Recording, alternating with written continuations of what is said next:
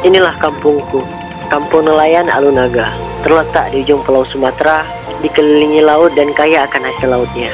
Mata pencarian masyarakatnya sebagian besar adalah nelayan. Tapi setelah bencana mahdasyat itu menyerang kampung kami 8 tahun yang lalu, kampung ini menjadi sepi.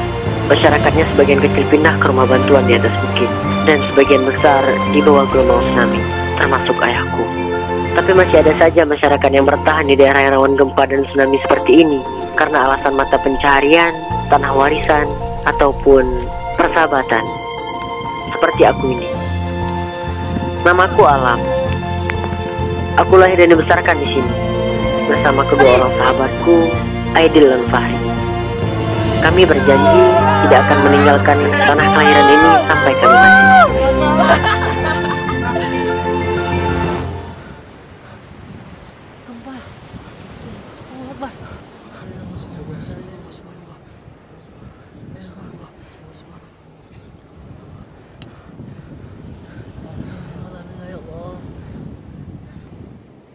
Fahri! Ibumu!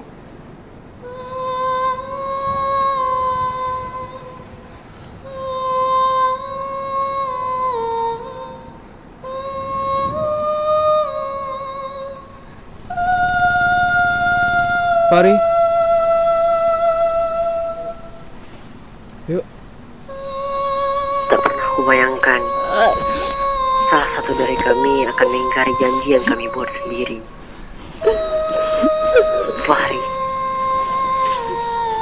Fahri harus pergi meninggalkan pesisir ini, pindah ke rumah bantuan di atas bukit karena ibunya yang trauma setiap kali gempa mengguncang kampung kami. Kesedihanku bukan hanya karena kepergian Fahri, tapi karena aku juga tidak ingin kehilangan orang yang aku cintai untuk kedua kalinya. Assalamualaikum. Ibuku, Waalaikumsalam. keselamatannya lebih segalanya daripada aku.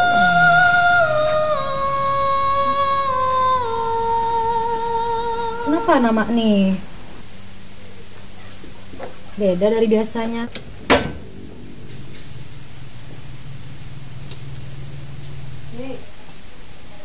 Hei, kenapa cemburu saja? Macam bau kerut duha. Fahri udah pindah, Mak. Sama seperti yang lainnya. Pindah ke atas bukit ke rumah bantuan. Kita juga harus pindah, Mak. Mengapa begitu mendadak? Di sini tidak aman lagi, Mak. Sering terjadi gempa. Nanti kalau tsunami datang lagi, Ram, musibah itu datangnya dari Allah. Jika Allah sudah berkehendak, maka tidak ada yang bisa melampaui kuasanya. tapi, Mak, jika kita telah pindah ke bukit, kita tidak mungkin kena tsunami lagi, Mak.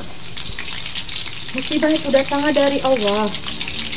Mau ke puncak bukit sekalipun kau bersembunyi, kau tak bisa menghindari maut. Lagi pula, Mak nak mau pindah ke atas bukit. Air bersih susah didapatkan.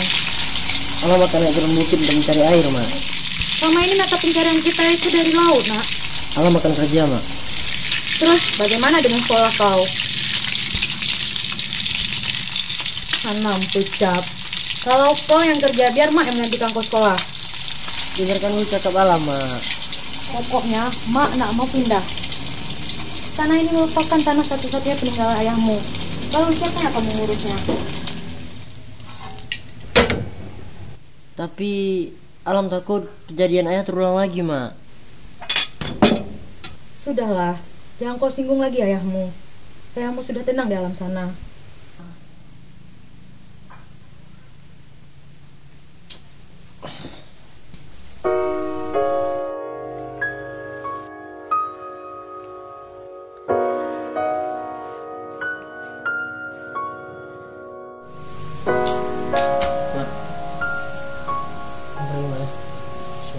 Waalaikumsalam.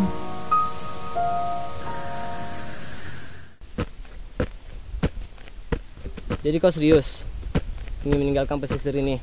Iya, Dio. Sejak kapan? Sejak kapan Kau punya pemikiran pengecut seperti itu, Lam?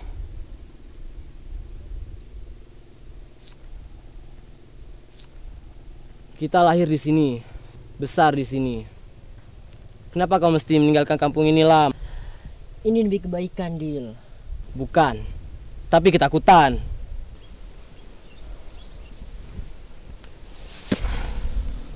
Bawa saja itu sekalian, sudah tak ada lagi yang menyepaknya.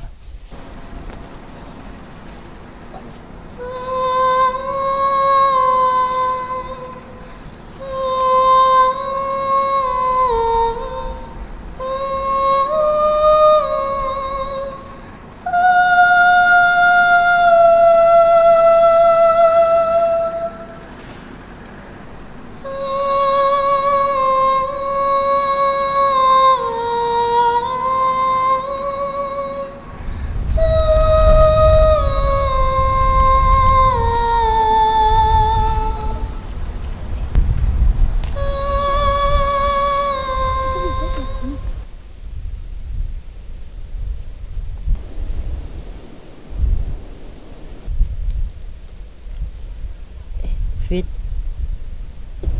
Aku ganggu ya, Lam?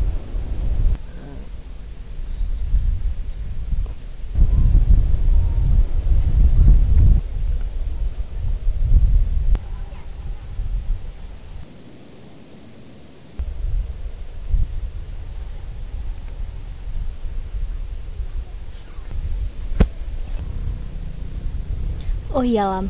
Besok kamu ikut bareng kami ya. Katanya ada kakak-kakak PMI yang datang kemari untuk mensosialisasikan pengurangan risiko bencana yang ada di daerah kita, Lam. Sosialisasi pengurangan risiko bencana. Jadi tujuan mereka datang kemari itu untuk menjelaskan bagaimana pengurangan risiko bencana yang ada di daerah kita, Lam. Bencana itu kan banyak jenisnya, Lam. Bagaikan meminum air segar di tengah padang pasir. Fitri datang tepat pada waktunya. Di saat aku bingung untuk mengambil keputusan, dia datang menawarkan sejarah harapan. Selain paras yang cantik dan pribadi yang menarik, Fitri adalah anak yang cerdas, benar-benar sosok yang mengagumkan. Fitri adalah mutiara di pesisir. Aku takkan bisa mengimbanginya. Assalamualaikum. Waalaikumsalam.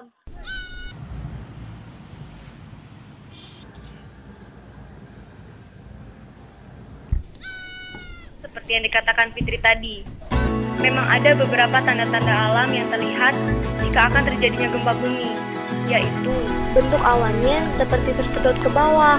Awan yang bentuknya aneh itu terjadi karena adanya gelombang elektromagnetis berkekuatan hebat dari dasar bumi yang terjadi akibat adanya patahan atau pergeseran lempeng bumi.